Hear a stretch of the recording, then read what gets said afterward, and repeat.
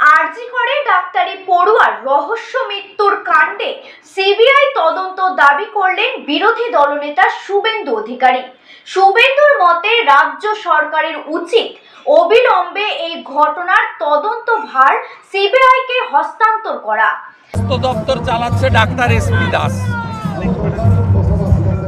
অলিখিতভাবে স্বাস্থ্য দপ্তর চালাচ্ছেন ডক্টর এসপি দাস। মুখ্যমন্ত্রী স্বাস্থ্য দপ্তর চালান না। ডক্টর মধুমিতা দেবনাথের মৃত্যু খুন, পোস্টমর্টম রিপোর্ট কি বলবে জানার দরকার নেই।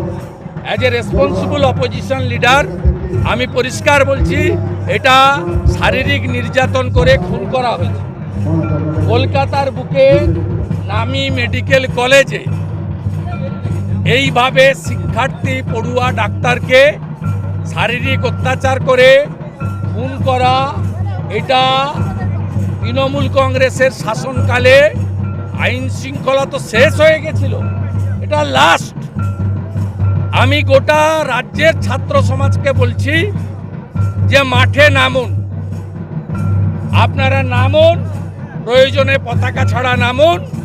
রাজ্যের অপোজিশন, প্রিন্সিপাল অপোজিশন হিসেবে, তার লিডার হিসেবে আমি বলছি যে পুরো রাজ্যের মানুষ আপনাদের সাথে আছে এবং ইমিডিয়েটলি স্টেট গভর্নমেন্টের উচিত সিবিআইকে কেস হ্যান্ড ওভার করে দেওয়া।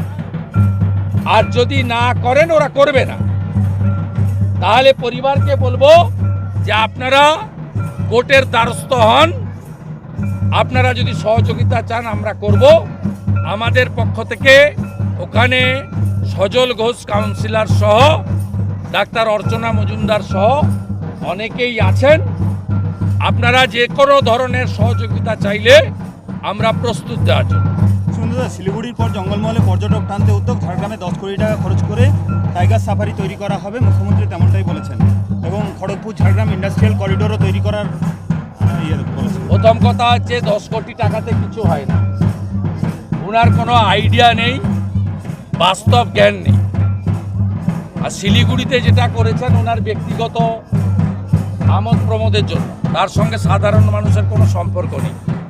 জঙ্গলমহলে যেভাবে গাছ চুরি ওরা করছে, উনি আজকে যাদের পাট্টা দিয়েছেন জঙ্গলমহলে, তার মধ্যে এমন 255 জন আছে যারা জঙ্গলমহলের লোকই না। আমি তালিকা আপনাদের দিয়ে দিব ঠিক সময়। উনি জঙ্গলমহলকে ধ্বংস করতে এসছেন। বান্দোয়ানে ক্র্যাশারগুলো থেকে মাসে 50 লক্ষ টাকা তুলে এসপির মাধ্যমে ভাইপোর কাছে যায়। বাঁকুড়া জেলার প্রত্যেকটা বৈধ অবৈধ ঘাট, ইচ ঘাট 5 লক্ষ টাকা করে বালির। কত ঘাট আছে আপনি হিসাব করুন। বৈধ ঘাট যদি 200 থাকে, 2000 অবৈধ ঘাট আছে বাঁকুড়া জেলায়, ইন্টু 5 লাখ হিসাব করে বৈভব তৈরি তুলে দিয়ে আসছে।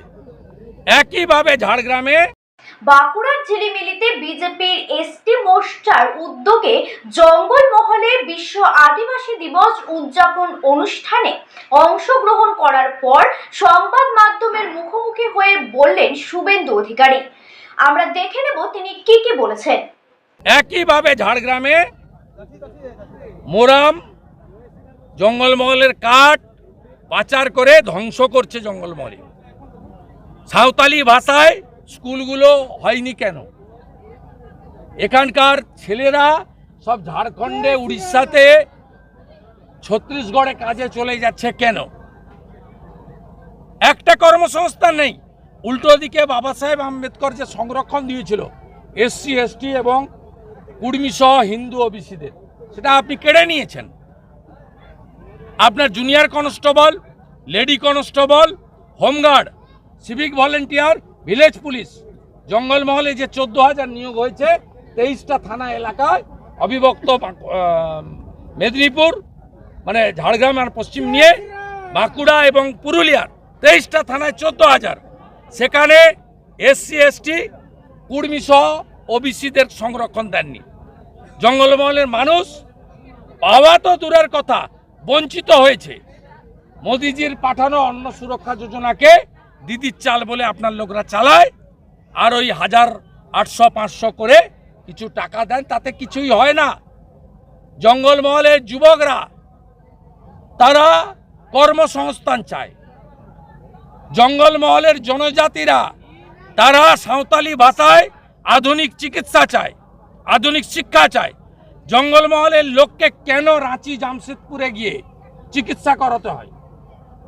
এখানে একটাও সুপার স্পেশালিটি হসপিটালে কোনো নিউরোসার্জন থেকে শুরু করে কোনো ভালো ডাক্তার নেই। স্বাস্থ্যসাথীর কার্ড চলে না, ন্যূনতম স্বাস্থ্যের পরিষেবা এখানে পায় না।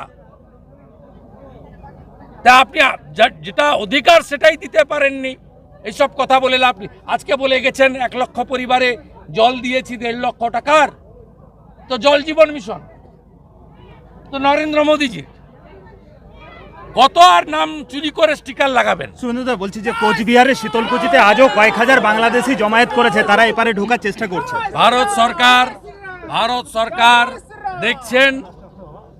সরকার দেখছেন গতকাল নরেন্দ্র মোদীজি হিন্দু এবং মাইনরিটিদের সুরক্ষার কথা ওখানকার তত্ত্বাবধায়ক প্রধানকে জানিয়েছেন। আজকে ভারত সরকারের স্বরাষ্ট্রমন্ত্রীজি সোশ্যাল মিডিয়ায় পোস্ট করেছেন যে হিন্দু এবং মাইনরিটিদের সুরক্ষা দেওয়ার জন্য আমরা অঙ্গীকারবদ্ধ। এডিজি বর্ডারের নেতৃত্বে হাই পাওয়ার কমিটি তৈরি করা হয়েছে যাতে ওপারে থাকা হিন্দুদের শারীরিক এবং সম্পত্তির ক্ষতি না হয়।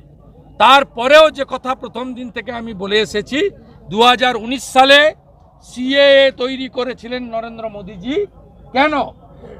তিনি জানতেন যে ধর্মীয় উৎপীড়ন করে আফগানিস্তান, পাকিস্তান, বাংলাদেশ থেকে হিন্দু, শিখ, খ্রিস্টান, পার্সি, জৈন, বুদ্ধিস্ট এদেরকে এরা তাড়াবে।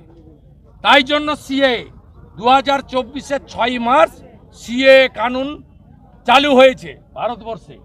তাই আমি একজন সনাতনী হিসেবে বাংলাদেশের সনাতনীদেরকে আশ্বস্ত করতে চাই, গোটা পৃথিবীর হিন্দুরা আর বাঙালিরা, ত্রিপুরায় হোক, আসামে হোক, পশ্চিমবঙ্গে হোক, উড়িষ্যায় হোক, যেখানেই বাঙালিরা আছে, আমরা সবাই বাঙালি, হিন্দু, মাইনরিটি কমিউনিটি বাংলাদেশ তাদের সাথে আছি। সৌরভ